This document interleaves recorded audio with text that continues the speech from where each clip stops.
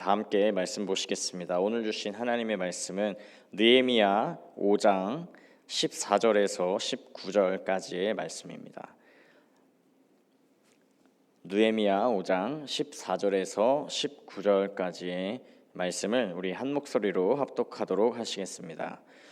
또한 유다 땅 총독으로 세움을 받은 때 곧 아닥사스다 왕 제20년부터 제32년까지 12년 동안은 나와 내 형제들이 총독의 녹을 먹지 아니하였느니라.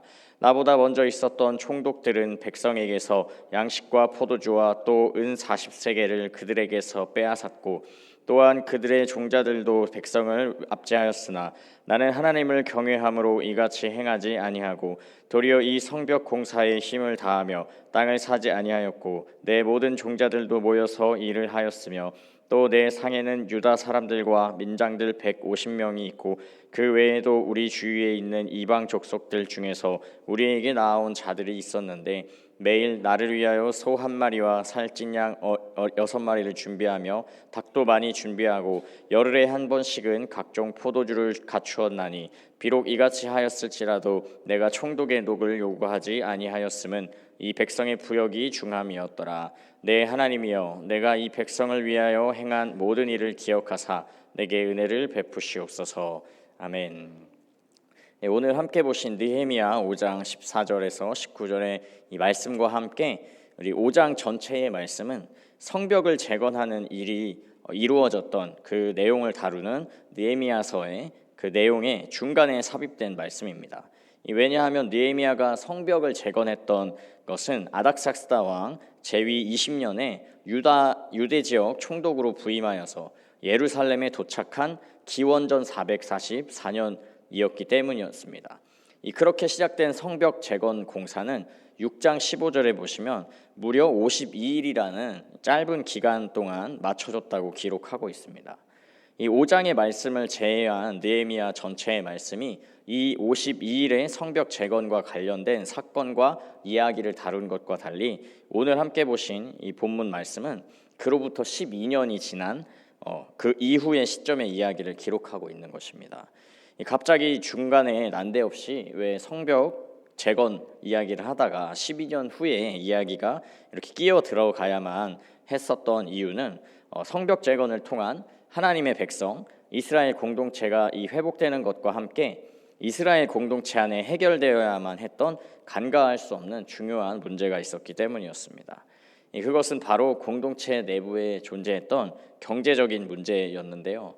오늘 본문 앞에 5장 전반부의 말씀에서는 가난한 백성들이 느헤미야에게 찾아와서 그들의 경제적인 고통을 토로하고 부르짖는 모습이 등장합니다. 이 가난한 사람들이 경제적으로 고통에 처할 수밖에 없었던 이유는 당시 이스라엘을 다스리던 페르시아 제국의 무거운 노역과 조세, 또 수년간 지속된 흉년 때문이기도 했지만 가장 큰 문제가 되었던 것은 같은 형제이고 하나님의 백성된 공동체였던 유대의 지도자들이 이 경제적인 수탈과 착취를 하였다는 것이었습니다. 이 하나님의 말씀인 율법에는 어려운 형제에게 고리대금은 물론이고 이자를 받으려고 꾸어주지 말라고 분명하게 말씀하고 있었음에도 당시의 유대 지도자들이었던 귀족들과 민장들은 자신들의 지위와 넉넉한 재력을 가지고서 경제적으로 취약했던 가난한 백성들에게 고금리의 이자를 받을 목적으로 돈과 양식을 빌려주었던 것이었습니다. 이 과도한 세금과 흉년으로 인해서 이미 경제적으로 극한에 내몰린 이들에게 고금리의 이자는 더욱 회생 불가능한 경제적인 이 취약 상태의 깊은 수렁에 빠지게 하였고 하나님의 약속으로 기업으로 주신 이 조상 대대로부터 내려온 밭과 땅을 저당 잡히고 심지어 어린 자녀들까지 종으로 팔리는 비극적인 상황을 겪게 하였던 것이었습니다. 이것은 성벽과 성전을 재건하여서 하나님의 백성 이스라엘 공동체를 회복했던 귀한 공동체에게 있어서 결코 일어나서는 안 되는 모습이었습니다. 성전과 성벽이라는 물리적인 영역만 회복되어야 하는 것이 아니라 하나님의 말씀인 율법이 온전히 지켜지고 공동체가 그 내부적으로 불화와 갈등이 없이 온전히 하나 되고 회복되는 것이 하나님이 바라시고 뜻하신 모습이었기 때문이었습니다.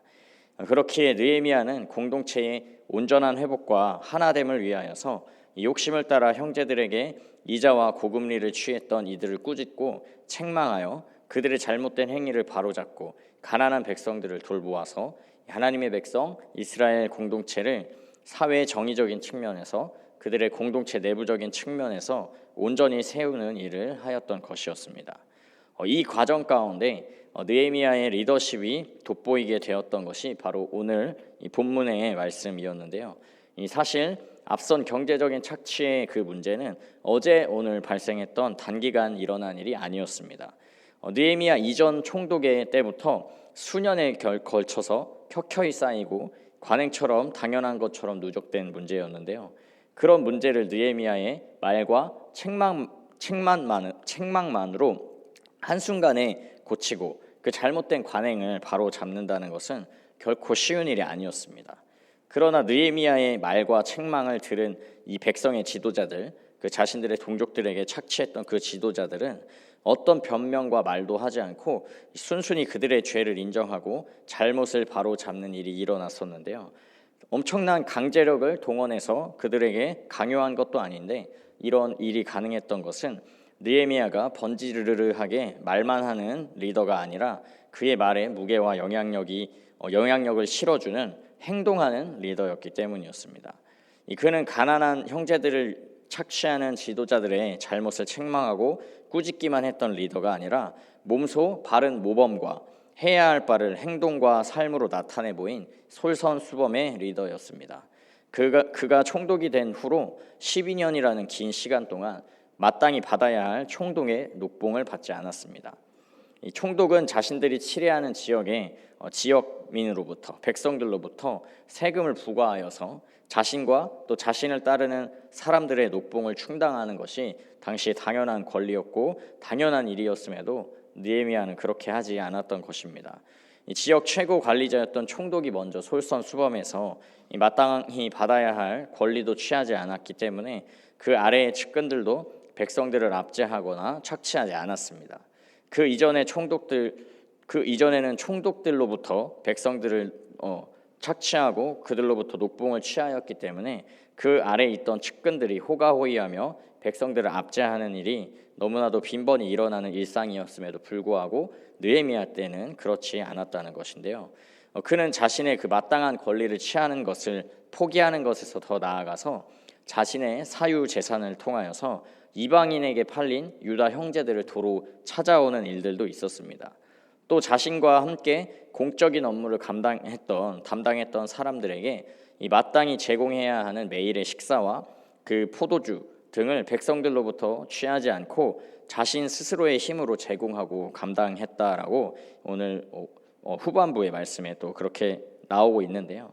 이 느헤미야의 이런 모습이 잠깐 1, 2년 보여주기식으로 감내하고 감당했던 모습이 아니라 무려 12년이라는 총독의 치리 기간 전체 동안 있었기 때문에 그의 말은 막중한 무게가 있었고 관행적으로 잘못을 저지르던 그 다른 지도자들이 그의 책망 앞에 어떠한 변명과 한마디 말도 하지 못하고 순순히 죄를 자복하고 잘못된 행위들을 시정하는 변화와 개혁이 가능했던 것이었습니다.